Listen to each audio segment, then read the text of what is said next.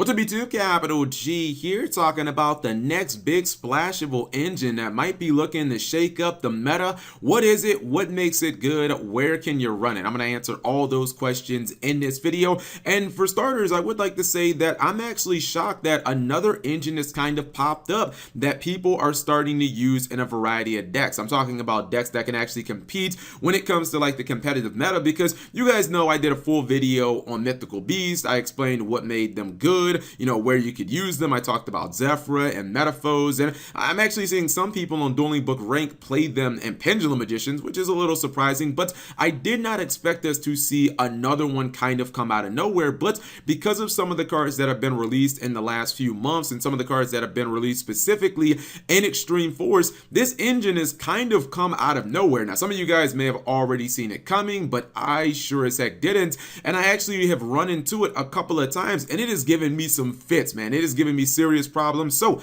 what engine am I talking about? I'm actually talking about the Dinosaur Engine, and it's really interesting because I never really thought that much about dinosaurs. I thought that they were a deck, especially when they were at full power. I thought it was a deck that had very good consistent openings. Most decks are going to have consistent openings when you have, you know, your theme Stratos, that being Soul Eating Oviraptor, and I thought it was a deck that definitely had some nice power plays, but I always thought that it was a little boss monster or bust, because I felt that a lot of times the deck could just flame itself out within the first couple of turns, and I was like, it's not really that impressive of a deck past like turn 3. I know it as a deck that really can't grind that well, and yeah, it just tends to burn itself out really quickly. So I never thought of dinosaurs as like this super dominant deck, but in the OCG, you know, we saw multiple versions of dinos that were really strong. But why are people starting to splash them in the other deck? So the first card I want to talk about is arguably the most important in this entire package, and personally I believe it's what really holds the entire Dinosaur Engine together. It's what makes it very consistent and really makes it splashable in a whole bunch of other decks, and that is Overtext Quoteless. So this is a new card from Extreme Force, and it's such a fantastic card. The really interesting thing about it, and it's actually a little ironic, you will probably never summon this card of its own summoning conditions, which is a little complicated and kind of situational. It requires you to shuffle back like 5 banished dinosaur monsters into your main deck. It's not really going to happen all that often. If you're playing a pure dinosaur build, yeah, you might actually do that quite often, but in most of these other decks, it's probably not going to actually come up, but it's perfectly fine once you get this guy on board, and I'll talk about that in a second, how to easily do it. Once you get this guy on board, he's a walking behemoth. This guy's a tank. He's 2700 attack, he's 2100 defense, so if your opponent happens to make something like a number 41 Bagusta, it's really not that big of a deal, because this guy actually has pretty decent defense, and it's one of the best standalone dinosaur monsters in pretty much dinosaur history. Not only does it give you a negate of one of your opponent's spell and trap cards, but even if it's the only card that you have on the field and in your hand, you can still actually activate that negate by blowing itself up. I'm telling you, the first time my opponent did that to me, I was like, wait, what? He doesn't have to blow up another one. He can just launch himself. That is absolutely amazing. And what it does is it gives you a really big monster on board, but that monster can kind of stand alone. If your opponent tries to summon something bigger than him with Monster Reborn, they're trying to go after a Borreload Dragon from the graveyard, they try to go for that massive Soul Charge blowout, or that brilliant fusion play that, you know, is obviously just trying to kick down the doors and get them to their really explosive play. He can stop all of that at the same time he gets his second effect. And this is really important because even if this card never actually hits the field, you can still get utility out of it. Anytime that this card goes to the graveyard by an effect, which if it's sent there by a cost, it will not actually activate. So you can't send it there with like Charge of the Light Brigade, but if you send it to the graveyard with its own effect, destroying itself, or if it goes to the graveyard by any other means, like if it hits the graveyard from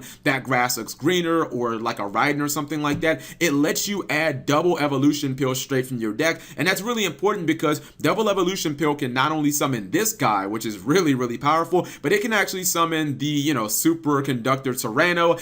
And while some people might think that it's not that big of a deal that double evolution pill can now summon 2 really strong boss monsters instead of 1, it actually is, especially considering at the same time that Extreme Force came out where we got Overtext, Konami just gave us a new ban list and they put Torrential Tribute at 3. So now you have to be a little more careful how much you overextend. But if you're activating double evolution pill now, instead of just getting, the ultimate Conductor Tyranno, maybe getting blown out by Torrential or a Mirror Force or something like that, you can now summon Overtext. You can activate his effect. He can negate that key card that was going to completely blow you out, and you can search another one for your next turn. Like, it's actually amazing. And again, even if this guy hits the graveyard and you never draw it, you can still summon it from your deck off of the evolution pill that you search when he hits the graveyard. Now let's talk about the rest of the Dinosaur Engine and the 2 archetypes, or they're not really archetypes, well, one of them is, but the 2 decks that I've actually seen dinosaurs splashed in and why it's actually working. So the first is Burning Abyss, and yes, you'd be actually shocked by how well it works. Believe me, I was shocked. I played against it a couple of times, and at first I was like, wait, what is this table 500 nonsense? But then my opponent actually would make these really strong boards with like turn 1 Beatrice. They'd back it up with an ultimate Conductor Tyranno, and you'd be surprised how difficult it was actually to play through it, especially if you have like a Solemn Strike set. You've got Conductor Tyranno flipping all your monsters face down, so you're never going to be able to link summon. Then you have Beatrice, which can obviously be all the Burning Abyss monsters in kind of one package, where she can detach, she can farfel one of your cards and get it off the field. If your opponent has a monster effect that's going to be a problem, you can send Alec to the graveyard and it counts as kind of like a breakthrough skill. So that's actually pretty interesting how that works. And then the second is kind of like your 60 card decks, and one of the reasons that 60 card decks are really blossoming right now, well, it's a couple of reasons. Number one, no max C, so these decks are able to do whatever the hell they want as much as they want. The second is it kind of feels like they have so many extenders and so many playmaking cards that one Ash can't cover all the ground, so that deck has an extremely high ceiling, and the dinosaurs actually raise it. We know that Ultimate Conductor Tyranno is pretty much a god among boss monsters. He's at least top 5 boss monsters in the game. Not only can he put your opponent's monsters face down so that they'll never be able to even link summon, but one of the great things about him is when you look at the 2 decks that I just talked about, especially the 60 card variant where you run so many different one-ofs, a lot of these cards can be bricks if you draw them. Like, you don't want to open, or you don't want to draw a Garnet, right? You never want to draw a Psy-Frame Driver. Sometimes you're playing against your opponent and you have monsters on the board and you know that Gamma is completely dead in your hand. Conductor Tyranno allows you to not only have a defensive card, but to actually get value out of those crappy cards that you have in your hand that you don't really want, those cards that are not actually going to do anything. So Conductor Tyranno can get rid of dead cards, and it can play defense, and it has huge offensive capabilities because it can attack every monster your opponent has, and it does burn damage. It also doesn't even flip the monsters when you attack them face down. Excellent card. Same thing can kind of be said with Burning Abyss. If you have Conductor Tyranno and Beatrice, I mean, Conductor Tyranno has no problems blowing up things like Seer in your hand or Barbar that can do burn damage. You can use Seer to just summon like a Dante back from your graveyard, some of your Burning Abyss monsters that won't blow themselves up. I think it's actually just going to get better when we get Cherubini. You also have Miscellaneousaurus. That's a one-of. Not only does it protect you right now against the multiple torrentials that we have running around in the bottomless trap holes, but when you play that in these decks that mill a lot, like the grass builds that can get a whole bunch of cards in your graveyard easily, there is definitely the potential to actually summon like your soul-eating Oviraptor straight from your deck just because this card hit the graveyard. So